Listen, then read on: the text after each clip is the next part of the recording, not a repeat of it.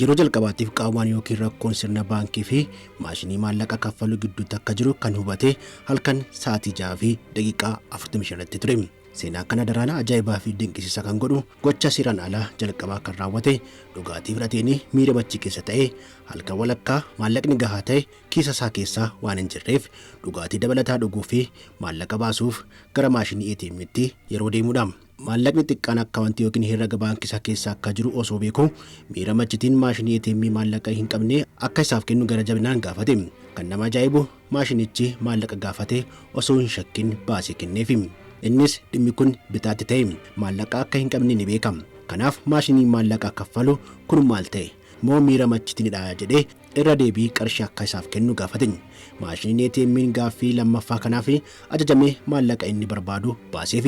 Guyyaatti nuti yeroo machiin wayitaa isaa dhiisu yaaddoo keessa seenus guyyaa guyyaan halka walakkaa eegaa akka maallaqa ofiisaatti maashinii ATM keessaa maallaqa baasaa keessummeessaa idilee irraa ka'ee miiliyoneeraa hanga ta'uu danda'utti. Seenaa guutuu kana Mashaalaqaa Tube Afaan Oromoo irraa ni argattu.